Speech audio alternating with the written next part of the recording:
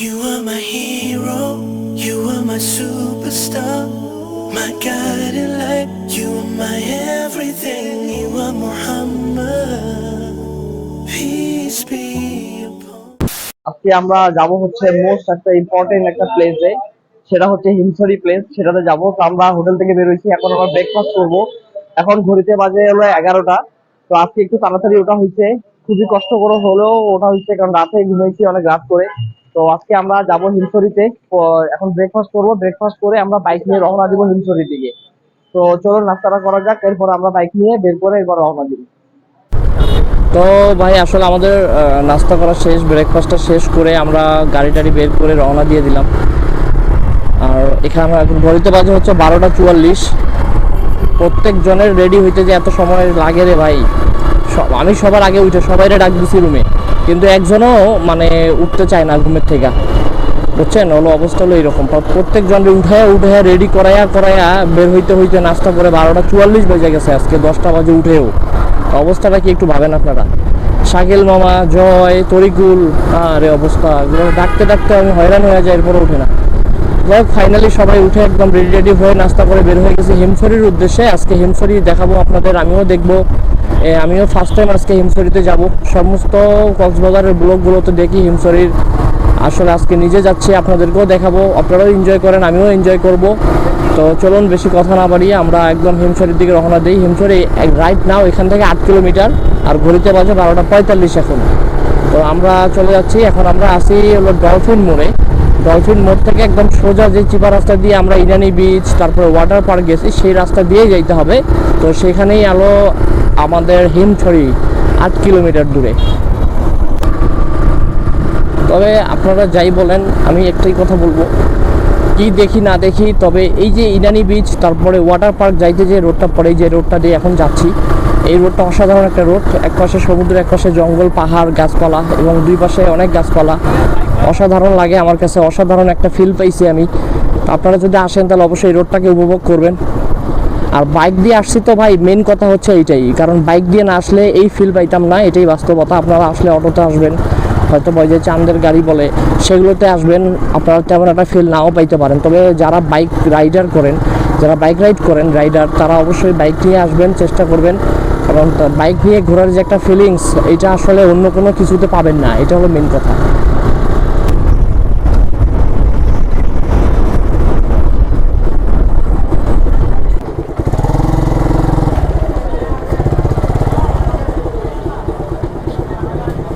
তো আমরা হিমছড়ি ফাইনালি চলে আসছি।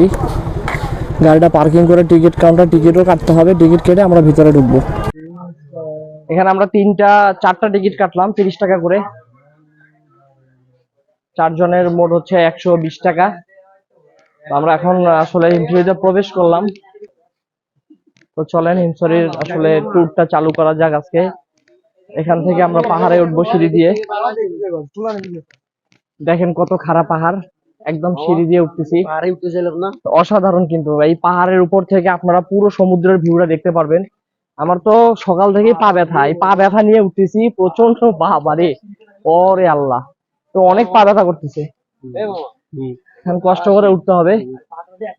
এই পাহাড় দিয়ে একটা পুরো সমুদ্রের ভিউটা দেখতে পারবেন আপনারা, এবং এখানে ঝর্ণা আছে, ঝর্ণাটাও দেখাবো একটু পরে। তো সিঁড়ি দিয়ে উঠতে উঠতে ভাই দম বের হয়ে যাচ্ছে, কি বলবো, কিছু করার নেই, একটু পর পর রেস্ট নিতে হইতেছে। এই দেখেন খালি সিঁড়ির উপর সিঁড়ি, সিঁড়ির উপর সিঁড়ি, লম্বা লম্বা খাড়া খাড়া সিঁড়ি, পাহাড় যত লম্বা সিঁড়ি তার থেকেও বেশি লম্বা।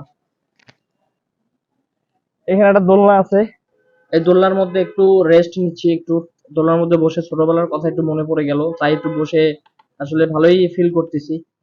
তো যাই হোক, আসলে এত ফিল করার দরকার নেই, কারণ সময় খুবই কম আমাদের হাতে, কারণ না হলে পুরা পাহাড় ঘুরতে ঘুরতে আজকেও সন্ধ্যা লেগে যাবে। প্রচুর অবস্থা খারাপ, অনেক লম্বা সিঁড়ি, প্রচন্ড খারাপ। তরিগুলো এসে পড়ছে এই যে।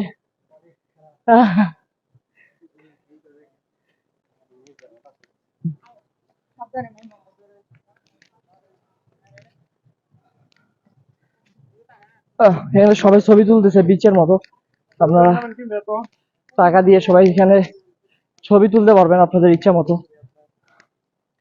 অনেক ডাব খাই, ছোট জায়গার লোক। কিরে মামা তো ছোট লোক হইলো, এই ও তো ছোট লোক হইলো, ছোট জায়গা লোক। শাকিল মামা অসাধারণ একটা ফিলিংস এ ডাব খাইতেছে। এরকম একটা জায়গা, এরকম একটা ডাব খাইলে আর কি লাগে, তাই না? দেখেন পিছনের ভিউটা সমুদ্র, আর আমি এখানে ডাব খাইতেছি।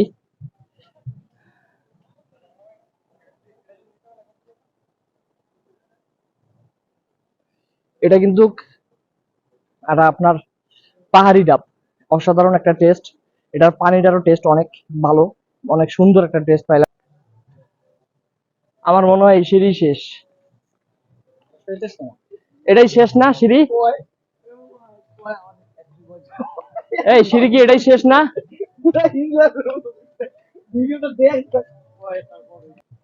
আমরা আরো যতই উপরে উঠতেছি আস্তে আস্তে সমুদ্রটা দেখতে ততই অসাধারণ লাগতেছে। দেখেন পুরো সমুদ্রটা এখান থেকে দেখা যাচ্ছে। এখানে ওই যে দূরবীন আছে, দূরবীন দিয়ে আপনারা অনেক দূর পর্যন্ত দেখতে পারবেন। হয়তোবা এখানেও টিকিট কাটতে হয়। বন্ধ এটা এখন মনে হয়, লোক নাই। পায়ের অবস্থা খুবই খারাপ, এমনিতে কালকে বিচে হাঁটতে হাঁটতে পায়ে ব্যথা হয়ে গেছে, এর মধ্যে আজকে আবার পাহাড়ে উঠতেছি খাড়া সিঁড়ি দিয়ে। দেখেন পিছনে পাহাড়, সব পাহাড়, এগুলো সব পাহাড়। ব্লগের ভিতরে মামা দেখ, আমাদের সাথে ছোট জায়গা লোক, ছোট জায়গা লোক। শাকিল আমার জয় খুবই হয়রান, খুবই টায়ার্ড হয়ে গেছে, দেখতে পারতেছেন আমার ঘাম দিয়ে অবস্থা পুরো খারাপ। মানে যতই বারবার ঘাম মুছতেছি বারবার ঘাম পড়তেছি, এত গরম লাগতেছে, এতটা টায়ার্ড। এখানে একটা কুটির আছে, কুটিরে একটু বসি। এখানে কোনো বাতাসই নাই, এত উপরে উঠছি কিন্তু বাতাস নাই। সমুদ্রের পাশে গেলে আবার একটু বাতাস পাইতাম, ওই ওই জায়গায় যে জায়গা থেকে আমরা নিচে নামলাম। একবার আল্লাহ তাআলার অসাধারণ সৃষ্টি, পাহাড়ের সাথে আকাশ মিলে গেছে, এদিকে সমুদ্রতে তাকাইলে সমুদ্রের সাথে আকাশ মিলে গেছে। অসাধারণ অপরূপ সৌন্দর্য, দেখলে শুধু দেখতেই মন চায়। এলো আমার ভাই, দেখেন এখানকার লোক। আর শরম পাইও না ভাইয়া। কত করে ভাইয়া পাঁচজন, এটা কত করে নাও? 30 টাকা করে, 30 টাকা করে, এটা দিয়ে দেখলেই 30 টাকা। আপনার টিকিট কাটবেন, কোনো সমস্যা নাই, টিকিটের বাইরে এর আবার টাকা দিতে হবে আপনাদের, এটা একটা সমস্যা। ভাই রে ভাই, পারলে এখানে একটা ঘর বানায় থেকে যেতাম। মানে শুধু ঘরের মধ্যে বৈশা বৈশা এই ভিউ গুলো দেখতাম, সমুদ্রের ভিউ, এদিকে পিছনে তাকালে পাহাড়ের ভিউ। মানে একটার পর একটা সৌন্দর্য খালি চোখে আসতেছে। মানে এদিকেই পারলে থেকে যাই। যে দূরবীন দেখতে পারতেছেন আপনারা, দূরবীন দিয়ে আমরা, এটা কি দূরবীন নাম মূলত, এটার নাম, এটা দিয়ে আমরা, হ্যাঁ বাইনাগুলার, এটা হচ্ছে বাইনাগুলার বললো, আমার তো মনে হচ্ছে দূরবীন। তো এটা দিয়ে আমি না দেখে আপনাদেরকে একটু দেখাই, দেখি। এখানে আসলে অনেক জুম, এটা দিয়ে কিছুই দেখা যাইতেছে না। জয় দেখ। তো আমরা এখানে উপরের পাহাড় পুরো সব দেখলাম, এখন আমরা নিচে আমি যাচ্ছি। এখানে নিচে একটু ঝর্ণা আছে, অসাধারণ ঝর্ণা, ঝর্ণাটায় যাব। ঝর্ণাটা কিন্তু অসাধারণ, সেই ঝর্ণাটাও দেখবো আমরা। ঝর্ণাটা ওখানে গিয়ে একটু ঝর্ণাটা দেখি কেমন। যাওয়ার পথে সীতাকুণ্ড হয়ে যাব। এই পাহাড় উঠেই যে অবস্থা, সীতাকুণ্ড যাওয়ার মতো মুড আর নাই। আস্তে আস্তে নামতে হবে, কারণ অনেক খারাপ সিঁড়ি, জোরে নামলে পড়ে যাওয়ার সম্ভাবনা আছে। আসলে এটা কি তোমার কৃত্রিম ঝর্ণা মনে হইতেছে? আমারও, আমি অনেকবার শুনছি মানুষের কাছে। ঝর্ণাটা কাছ থেকে দেখে অনেক ভালো লাগতেছে, কারণ সচরাচর এরকম ঝর্ণা দেখা হয়নি, এই ফার্স্ট টাইম ঝর্ণা কাছ থেকে দেখতেছি, খুবই বেটার ফিল হচ্ছে। আর আমার কাছে মনে হচ্ছে প্রাকৃতিক ঝর্ণা এটা। আবার বৃষ্টিও পড়তেছে এখন। আর ভাবছিলাম অনেক বড় ঝর্ণা হবে, আসলে অনেক মানে ইউটিউবে দেখা হয়েছে, বিভিন্ন ব্লগে দেখা হয়েছে, কিন্তু ওই রকম মনে হলো না সামনাসামনি দেখে। অত বড় ঝর্ণা না, তবে এমনি ভালো লাগলো ঝর্ণা দেখে, এরকম ঝর্ণা সচরাচর দেখা যায় না, কৃত্রিম হোক তারপরেও ভালো লাগলো। তো ফাইনালি আমরা বের হয়ে যাচ্ছি। এই ছিল হিমছড়ি পাহাড় দেখার অভিজ্ঞতা, আপনাদের সাথে শেয়ার করলাম। ফাইনালি আমরা বাইক পার্কিং থেকে নিয়ে বের হয়ে গেলাম। আর আজকে এই ছিল হিমছড়ির অভিজ্ঞতা আমাদের। তো সামনে একটা অসাধারণ প্লেস আছে, সেখানে দাঁড়াবো, একটু ভিউটা নিব। আর আজকের মতো ভিডিওটা এখানেই থাকবে। সবাই ভালো থাকবেন, সুস্থ থাকবেন, এবং এরপরে কোথায় লং ট্যুরে যাওয়া যায় অবশ্যই কমেন্টে জানাবেন। এবং সাবস্ক্রাইব করে সাপোর্ট করবেন। সাবস্ক্রাইব ভাই করতে টাকা পয়সা লাগে না, অবশ্যই সাবস্ক্রাইব করবেন। সবাই ভালো থাকবেন, আসসালামু আলাইকুম।